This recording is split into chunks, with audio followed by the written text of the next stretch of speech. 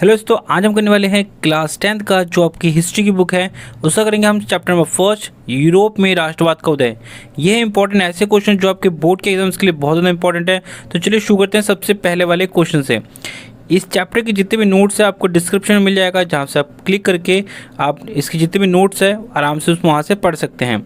चलिए शुरू करते हैं सबसे पहले वाले क्वेश्चन से। क्वेश्चन क्या बोलता है कि राष्ट्रवाद पर फ्रेडरिक सोरियू के क्या विचार थे। देखो, जो फ्रेडरिक सोरियू थे ना, उनके क्या विचार थे हमको ये बताना है राष्ट्रवाद पे। तो देखो 1848 की बात है, एक फ्रांसीसी कलाकार थे जिनका नाम था फ्रेडरिक सोरियू। ठीक है, उन्होंने 4 चित्रों की एक श्रृंखला बनाई। क्या बनाई? 4 चित्रों की एक श्रृंखला बनाई, एक सीरीज बनाई। ठीक है, इसमें क्या था देखो, इसके बाद क्या लिखा है कि इसमें उसने सपनों का एक संसार रचा। इस चित्रों में उन्होंने सपनों का एक मतलब एक संसार रचा जिसमें जनतांत्रिक और सामाजिक गणतंत्रों से मिलकर एक ऐसा दुनिया था, जैसे मतलब जनतांत्रिक का मतलब जहाँ पे लोगों के द्वारा चुने गए सरकार होगी। ठीक है, यहाँ पे जहाँ पे गणतंत्र मतलब लोगों का राज होगा, नहीं जनता के की सुनी जाएगी। ठीक है, इस तरह के संसार के बारे में उन्होंने चित्र बनाया। इस श्रृंखला के पहले चित्र में यूरोप और अमेरिका के लोगों को दिखाया गया। ठीक है, आपको समझ में आ गया होगा। इसके बाद सभी उम्र और सामाजिक वर्ग के स्त्री पुरुष इस चित्र में क्या थे, लंबी कतार में लगे हुए थे। ठीक है, और स्वतंत्रता की जो प्रतिमा होती है, यानी जो देवी होती है, उसकी वो वंदना कर रहे हैं, मतलब पूजा कर रहे हैं। ठीक है, यहाँ पे अब इस वाले कुछ इसके बाद क्या लिखा है देखो, यहाँ पे प्रतिमा के हाथ में क्या है, एक हाथ में है ज्ञानोदय की मशाल है। याद रखना, प्रतिमा जो थे ना, इसमें जो इमेज बनी हुई है स्वतंत्रता की देवी की जो इमेज बनी हुई है, उनके एक हाथ में है, एक हाथ में क्या है, ज्ञान उदय का मशाल है, और दूसरे हाथ में मनुष्य के अधिकारों का घोषणा पत्र है।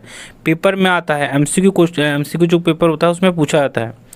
प्रतिमा के सामने ज़मीन पर क्या पड़ा हुआ है, जो निरंकुश संस्था है। निरंकुश संस्था मतलब जो राजा रह चुके हैं या सरकार रह चुकी है, जिन्होंने लोगों पर अत्याचार किए हैं, उनके ध्वस्त अवशेष पड़े हुए हैं। उनकी जो मूर्तियाँ थी वो टूटी हुई नीचे पड़ी हुई है। ठीक है, यहाँ पे अब चलते हैं हम नेक्स्ट इंपॉर्टेंट क्वेश्चन पे। नेक्स्ट इंपॉर्टेंट क्वेश्चन क्या बोलता है देखो यहाँ पे, कि क्वेश्चन ये बोलता है कि ये बताओ कि 1789 की फ्रांसीसी क्रांति और राष्ट्रवाद के बारे में आप क्या क्या जानते हैं, क्या उसके बारे में लिखिए। देखो, राष्ट्रवाद की जो सबसे पहली स्पष्ट अभिव्यक्ति हुई थी 1789, मतलब कह सकते हैं राष्ट्रवाद की जो सबसे पहली जो शुरुआत हुई थी वो 1789 में हुई थी, और फ्रांसीसी क्रांति के साथ हुई थी।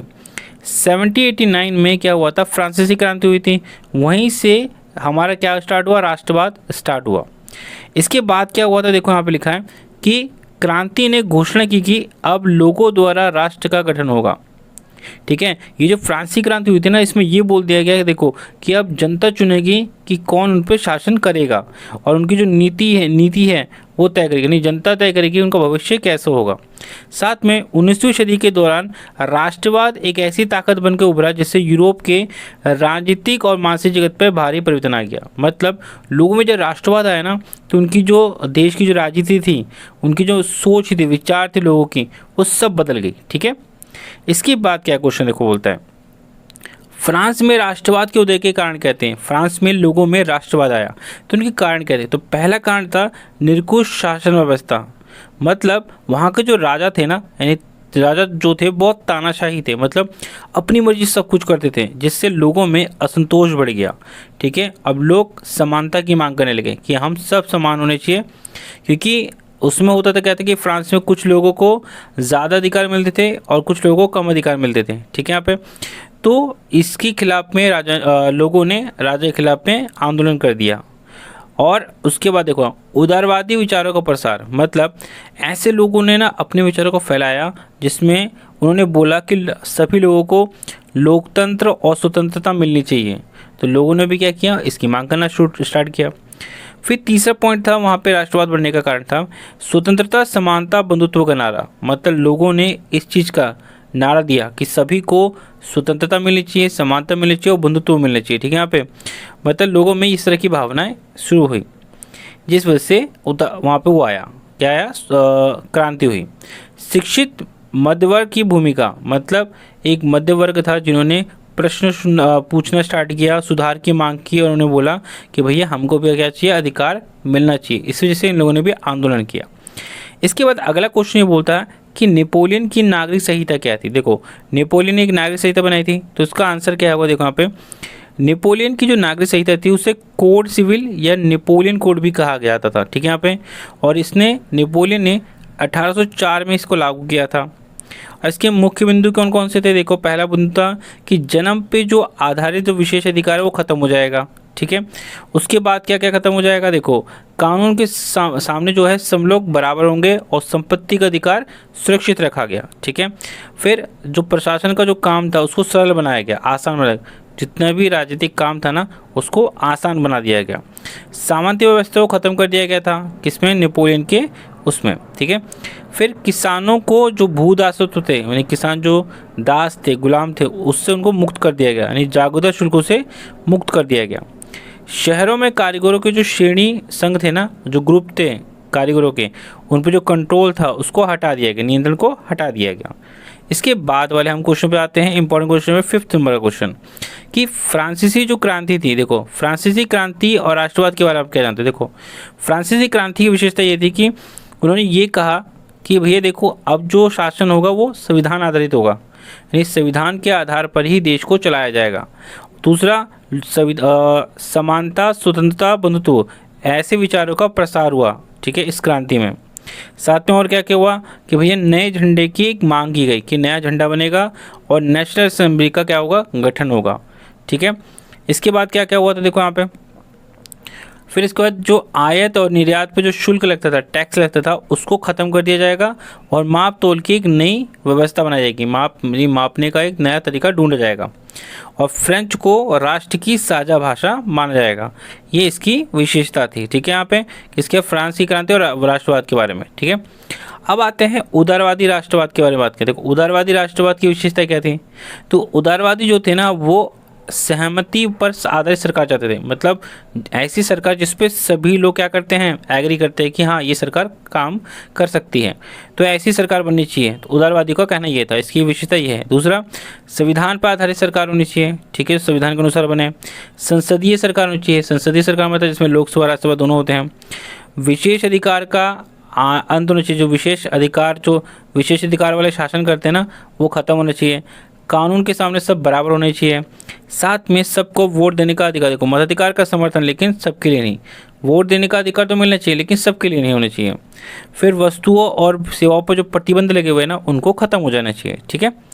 इसके बाद देखो क्या है, हुआ क्या था कि 1815 में वियना की संधि हुई थी, ठीक है। यहाँ पे तो 1815 में जो वियना की संधि हुई थी उसके बारे में बतानी है। देखो क्या थी ये, तो 1815 में नेपोलियन की हार हो गई, ठीक है, और यूरोप की सरकारों को झुकाव किस पे हो गया?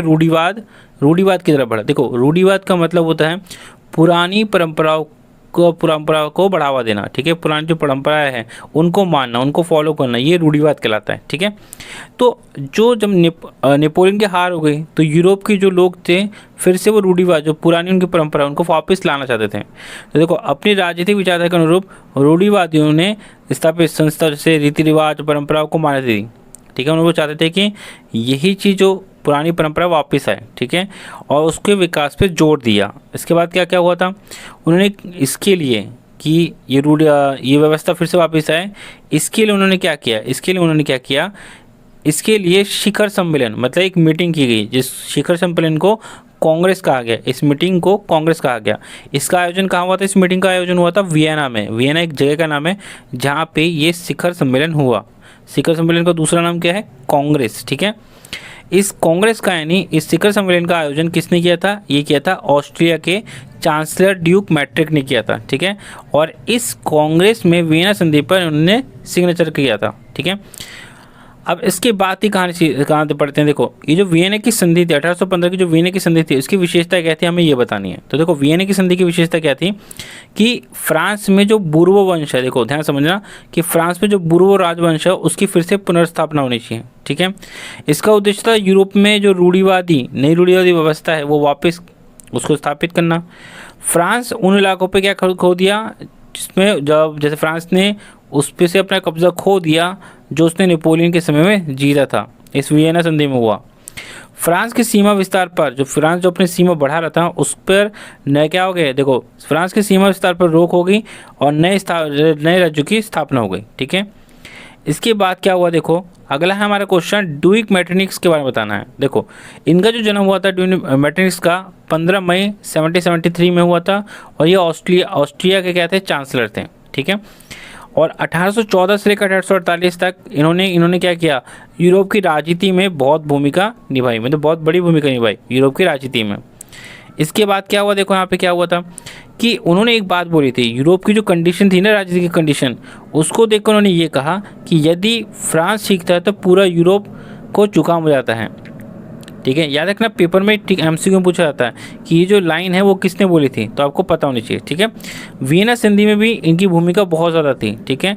और नेपोलियन युद्ध के बाद उनकी यूरोप की पुनर्रचना या राजतंत्र के मतलब कह सकते हैं कि एक तरह से ना वो लोग, उन्होंने बहुत ज़्यादा भूमिका निभाई थी उसकी यूरोप को बनाने में, एक तरह से कह सकते हैं, ठीक है।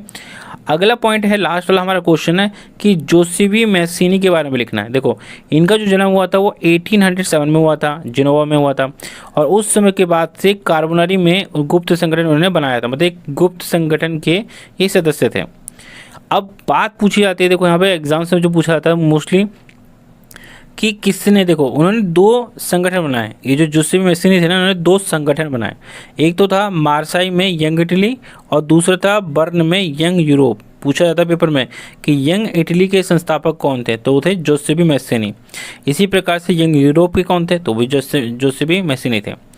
और क्या था इनके बारे में देखो, जो मैस्सिनी द्वारा राजतंत्र का विरोध किया गया। जो मैस्सिनी थे वो राजतंत्र का यानी राजा का विरोध करते थे, और प्रजातंत्र का वो लोग क्या करते थे, प्रजातंत्री सपनों ने रूढ़िवादियों के मन में, मतलब वो चाहते थे कि प्रजातंत्र आए, ठीक है।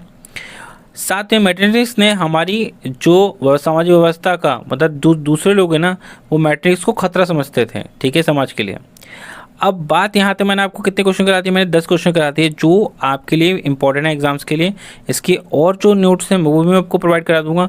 इसकी जो जितने मैंने आपको क्वेश्चन पढ़ा है वो कहाँ मिलेगा, आपको डिस्क्रिप्शन में जाइए, वहाँ पे लिंक है, वहाँ पे क्लिक करिए और वहाँ से आप पढ़ सकते हैं। देखो सर, मैंने आपको जितने भी क्वेश्चंस पढ़ाए ना, मैं पूरे चैप्टर के इंपॉर्टेंट जितने भी टॉपिक्स हैं सारे पूरे कंप्लीट करा के दूंगा, ठीक है। यहाँ पे नो शॉर्टकट से सिर्फ आप क्या कर सकते हो, आप धक्का मार के पास कर सकते हो, लेकिन जो एग्ज़ाम्स है ना, एग्ज़ाम्स को जो सीबीएसई पैटर्न रखता है वो हमेशा कभी रिपीट ही नहीं करता। वो कुछ क्वेश्चन को रिपीट करता है, लेकिन हर एक क्वेश्चन को रिपीट नहीं किया जाता है। वो क्वेश्चन बहुत घुमा कर देते हैं, तो आपको सब कुछ पढ़ना है, लेकिन सही तरीके से पढ़ना है। तो मैं आपको जो नोट्स है जो प्रोवाइड करा रहा हूँ वो सारे एकदम कह सकते हैं कि सारे पॉइंट टू पॉइंट है, जिसको आप अच्छे से याद कर सकते हैं। और इसी बेस पे जो आप पे मोस्टली जो क्वेश्चंस होते हैं वो आते हैं, ठीक है। और आपको इसी तरह से आपको एग्जाम्स में लिखने होते हैं, जिससे आपको जैसे जैसे आप प्रेजेंटेशन दोगे ना, क्योंकि आपका जो एग्जामिनर है जो चेक करेगा, एग्जाम चेक करेगा, वो आपका क्या देखता है, आपका पेपर देखता है कि आपने कैसे लिखा है, कैसे आंसर की प्रेजेंटेशन की है, ठीक है। तो प्रेजेंटेशन जो है वो बहुत इंपॉर्टेंट होती है, ठीक है। और शॉर्टकट के चक्कर में मत जाइए, क्योंकि शॉर्टकट से आपसे जस्ट पास कर सकते हैं, लेकिन मार्क्स अच्छे आना बहुत मुश्किल होता है, ठीक है। तो जो मैं आपको प्रोवाइड करा रहा हूँ, या आपकी जो एनसीईआरटी बुक भी है, ठीक है, आप उसको भी रीड करिए, और जो मैं आपको प्रोवाइड करा रहा हूँ वो भी आपको रीड करना है, ताकि आपकी वो है ना, कैसे प्रिपरेशन है वो सिस्टमेटिक तरीके से हो, ठीक है। जहाँ पे भटकना नहीं है कि आपको ये नहीं पता कि चैप्टर कहाँ से स्टार्ट हुआ कहाँ खत्म हुआ, ऐसा नहीं होना चाहिए। आपको पता होना चाहिए कि चैप्टर की स्टार्टिंग कहाँ से हुई थी और इंपॉर्टेंट घटनाएं कौन सी घटी थी, ये बहुत इंपॉर्टेंट है, ठीक है। तो चलिए मैं अब जितने भी नोट्स आपको प्रोवाइड किए मैं बता चुका हूँ कहाँ से मिल जाएगा। और अभी के लिए थैंक्स फॉर वॉचिंग।